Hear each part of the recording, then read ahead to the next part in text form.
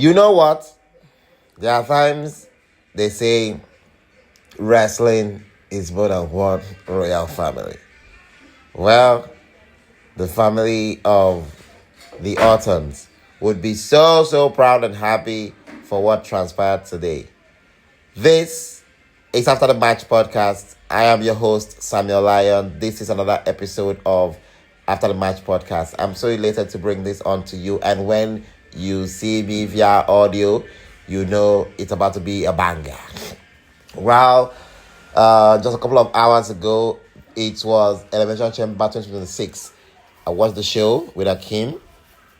Well, it was not a great show. It was not a bad show. It was really a show that I can't even imagine. Right now, I'm about to do this show. I'm thinking, I'm like, where do I even start? What do I love? What do I hate? What do I want to change? What do I like? It was. I don't know. I don't understand why everything feels so safe. Everything feels so. I was watching. I was watching the show last night. I started from the countdown show. Amazing set. Amazing. Great job by Joe Tess. Great job by Wade Barrett. Great job by Big E. And all the correspondents from Jackie Redmond to Baron Saxton to Cardi Kelly and Peter Rosenberg. Like, impeccable job by the team. I love the camera works. I love the angles. I love the way they did. Like, I'm always very appreciative of the camera, appreciative of like the technical savviness of them trying out new things. I like how they put everybody in a box, kind of like a 4-box wall, and they were all giving their takes on different angles and different things on the sides. It's always amazing seeing all of that. That aside, so the show was something that personally for me, I'm like, this doesn't even feel like a road to WrestleMania. I don't know why. I would want to think that even Paul Levesque himself and even the entire team would understand that everything feels so meh, and they should already by now understand this and know about this and try to put the work in, because I couldn't believe what I was watching in every sense of the word, because I'm like, what's going on? How can we manage this and all? And everything felt so straight, no oomph, unlike last year. And this is where comparison. This show did not even touch last year at all. It did not even get close to what Elimination Chambers 2025 was. Last year was a league on its own. This year was so crazy. This year was just so. And I understand they've been snake bit, a lot of injuries, a lot of bad creative, a lot of like stories that are wanky, like it was just like a whole thing. And a lot of things that you really wish that they would have pulled trigger on, some that they said, oh, trigger should be pulled right here, right now. And I sat down, lie down, pop back up, at some point, knock out. But I still, put my head and watch the show and all of that. So the show started with the women's Elimination Chamber. Now, I saw a lot of tweets. It wasn't that bad, but this wasn't even close to last year. Last year was a league on its own. Imagine the show kicking off and Jade fucking Cargill making her way down, and you're like, holy shit, hell holds no fury than a woman's con. And then you have Liv Morgan, begging, like, not me, and Naomi not even jinxing, not even running, like you see her face, the reaction and everything, and Jade about to like hit Liv Morgan, but pushes her off and just goes to town on Naomi, and the crowd was like, oh, everybody went ape shit. Like, we don't have none of that drama. There was no drama in this one. This was straight up women's match.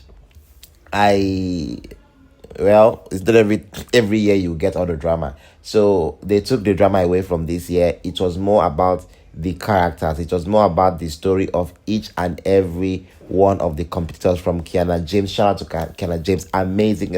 throughout that match, I was talking to Akim, like, Akim, jeez, Kiana is good. Like, she's asleep. Like, anyone sleeping on Kiana right now, you are just missing the point, the whole point. Kiana did an incredible showing. Sorry, had an incredible showing. Raquel is something else. Like, Raquel's one of those ones that, like, well, talk about MVP. She really has improved since last year. So watching that match and just seeing the way, like, I love that bulldog run through with Kiana James on the, Kiana was just so good. Tiffany Stratton, impeccable. Like, from Tiffany Stratton's gear, like, from the gear alone, I was like, she doesn't miss. She understood. She understands the assignment when it comes to gear, makeup, look, and personality pushing. And I was like, I don't know what she was trying to cosplay yesterday, last night or a couple of hours ago.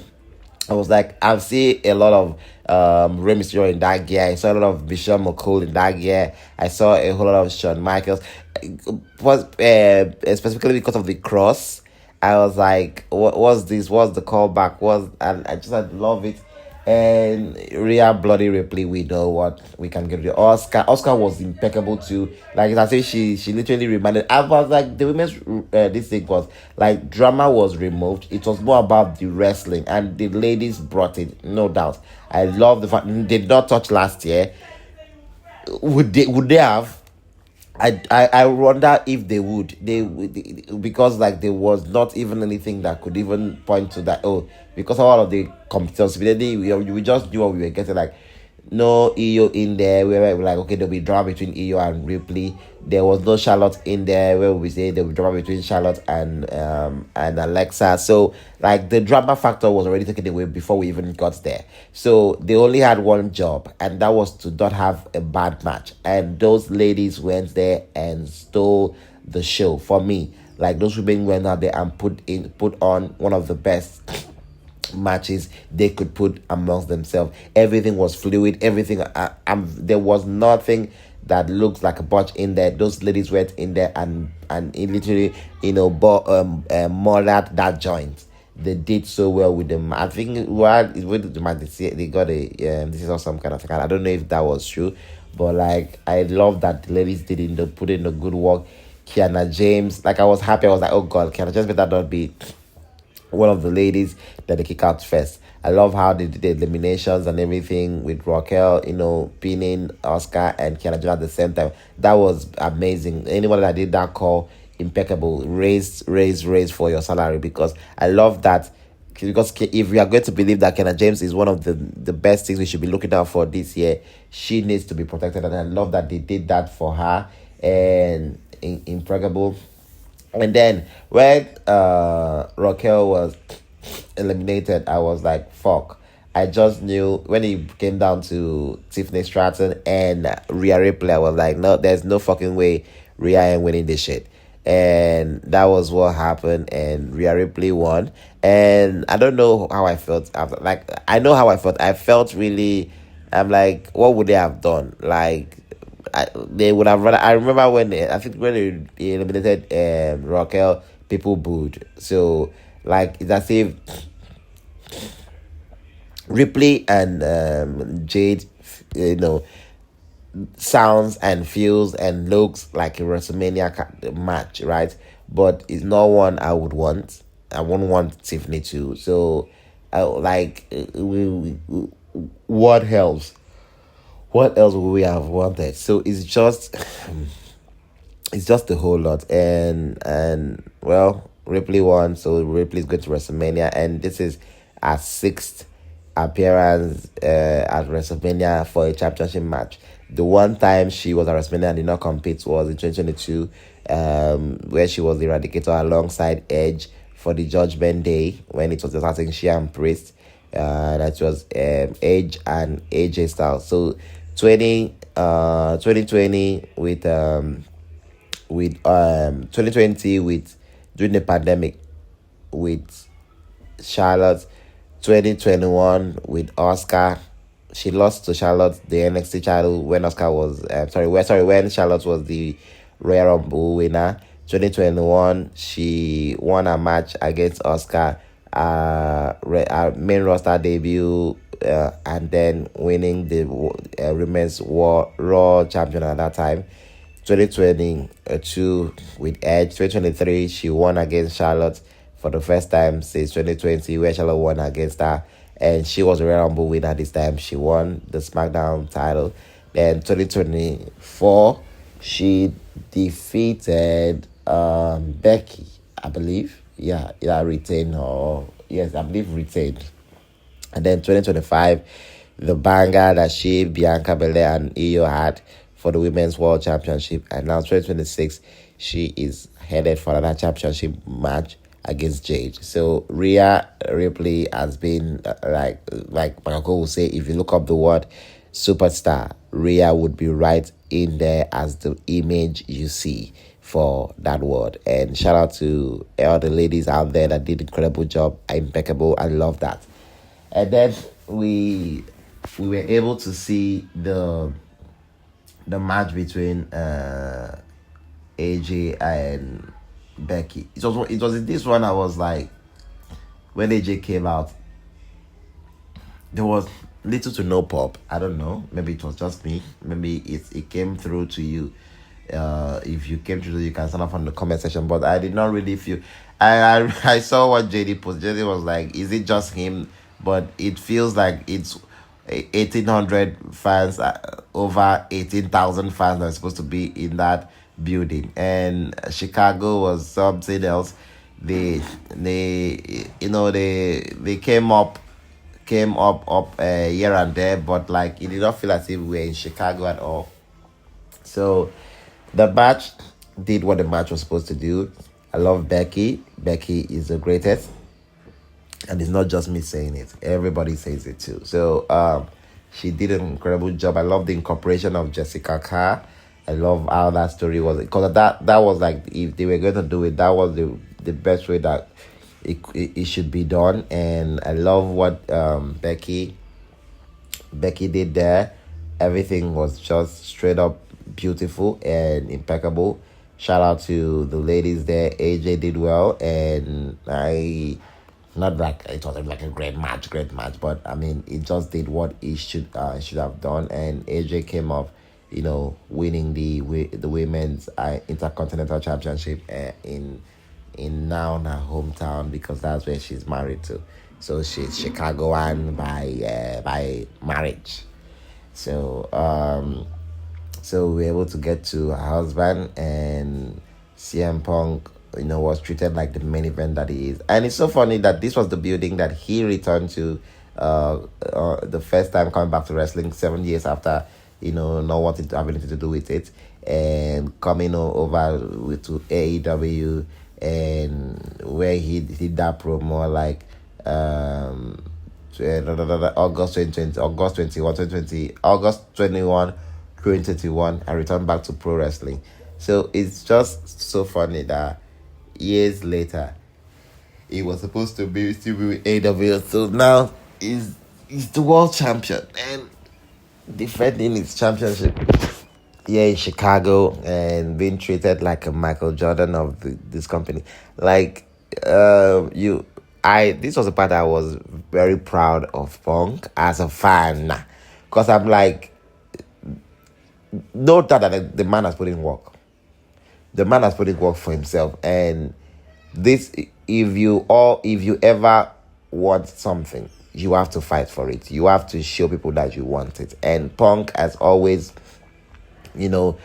talk the big talk. Has always wanted to let you know that he wants to be the main event, that he wants to be the guy, that he wants to be the one that ends the show, and he wants to be the one that gets the pyros, gets the entrance. He wants it all, and he will prove himself enough worthy for that. And you saw him. He's never looked any better than now.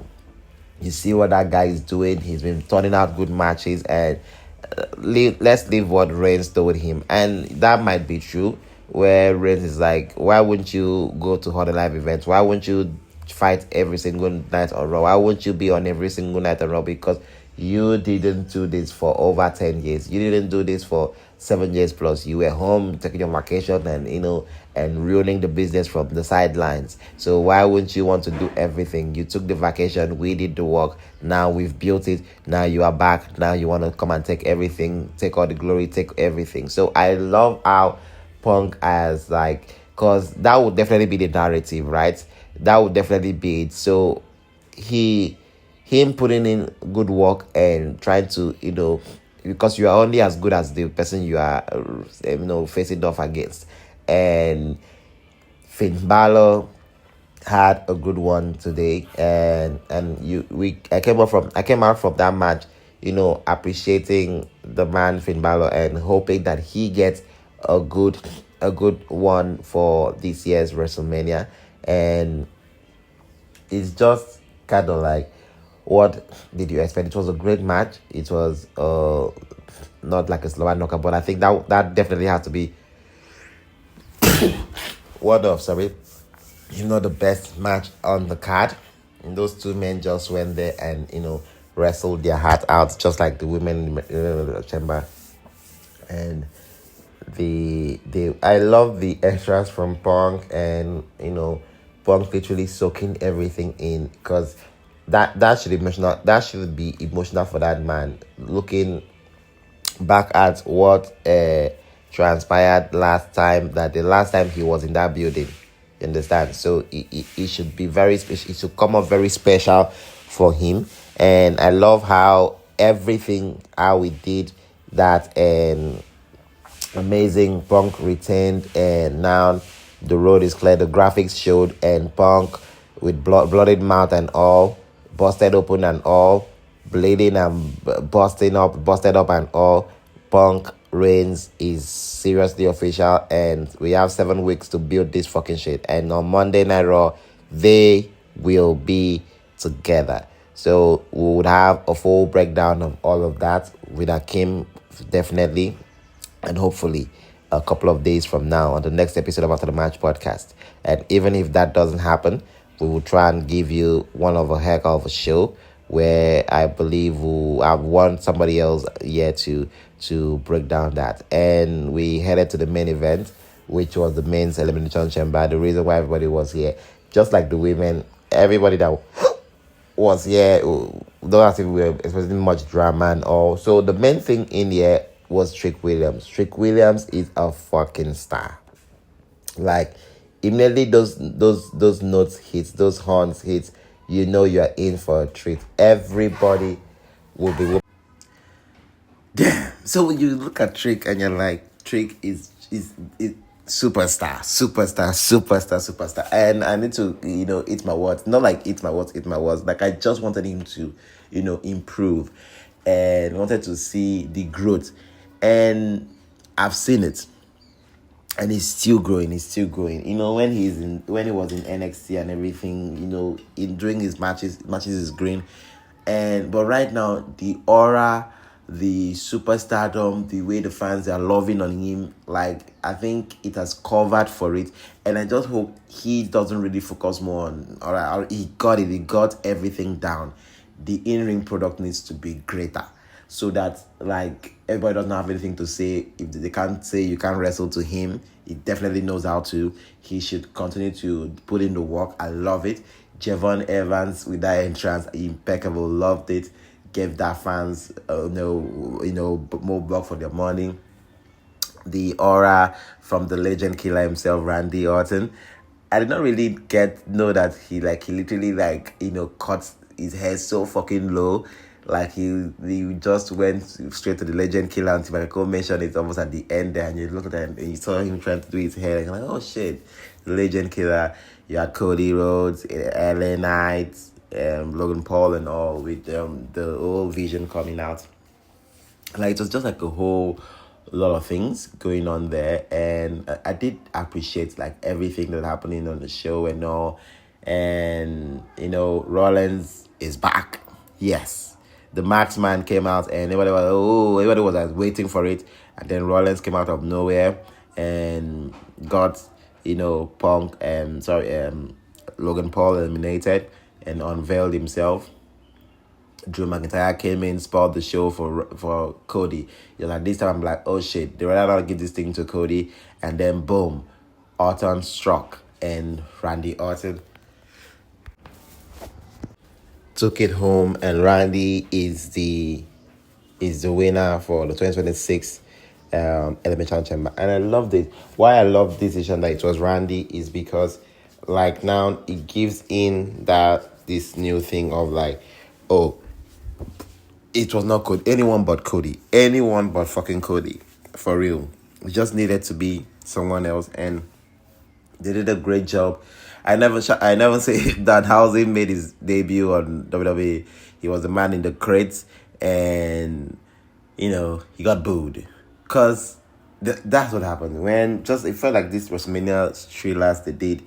We everybody was just getting all worked up like everybody wanted. We all know what we wanted, and well, we had what we were supposed to get from the death sheets and all of that. And when it got to like, what did we just see? So it's just amazing. I'm happy for the man. He's in WWE. I know he was paying big bucks. He's where I would believe he would have loved to be. He would love to be. Everybody wants to be in WWE. So shout out to the man. Great to the man. Happy for the man. But the fans, we're not having it. And to think he's a Chicago and all of that. And like back to the Randy talking about that. And I love how Randy was just taking time and Cody was as dejected as fuck. Right now, he doesn't have a road to WrestleMania. But now, as of the post-show, when the post-show was on, we saw the whole segments with the manager going, the manager manager Nick Aldis going in to confront Drew McIntyre on the whole case and like, why did you do this? Why do you always take a notes and after? And he went into the post-show set. He was as pissed as ever, and he announced that this Friday in Indiana, the first SmackDown after Chambers, it will be Drew versus the Cody that he doesn't want to have anything to do with in the WWE Championship match. And I did not like that decision. For real, I hated that shit. I mean, I'm like, why? Terrible idea. Why are we rewarding a loser? Is he the only one that got screwed? Okay, so are they going to do anything for Logan Paul? Because when Paul got screwed, the vision has been eating shit since Royal Rumble. Where is their own championship match against the other champion? So that was the one part I did not like. I'm like, that decision just came out of nowhere. It felt so meh. I'm like, why can't we just let everything breathe? What happens to this taking place on SmackDown? Why can't we just let it breathe? Why can't we just let Cody be dejected? So is it because it's Cody, the golden boy? It proves it. I mean, I wouldn't want to be Randy this period because if Cody gets it, because everybody's pointing that Cody needs to be added there. If Cody gets added in here any way, shape, or form, Randy should fucking beat the living bloody shit out of Cody so that their golden boy, and dump his body for them, for the company there. And I don't know, I just for some weird reason, I'm like, don't tell me they are going to take the belt off Drew and give it to Cody, because that is what it's looking like. Because why have this match? And right now the goal might just be Cody, Randy. And even if they give this belt to Cody, and if that's the play, yeah, how are they gonna do it one-on-one? What about Drew? What about Jacob? What about Sammy? There are so many people in play that wants to get in here. Except I wouldn't want to be Randy. Randy, I would want it to have to do with Cody. Well, it's just a whole lot of like what's gonna happen, how all of this is gonna play out, and all the stories that you're looking out at this. But right now, 7 weeks road to WrestleMania. I don't know how I feel. I don't feel great. It doesn't feel like I'm in WrestleMania season. Starting from Monday, they need to do something. Something needs to be done here because right now there's a lot that needs to go into booking this show and making this World Road to WrestleMania feels newsworthy. But today's night didn't feel like it. So I just wanted to come in here and do a quick breakdown of the show. And to me, this show was a solid 5. Yeah, 5 over 10 for me. This was it. So this was the After the Match podcast. I'm your host, Samuel Lion. Thank you so much for joining me. And if you like the show, sign up on the comment section. Don't forget to subscribe, like, share, and we'd love to hear from you. See you on the next episode. Thank you so very much.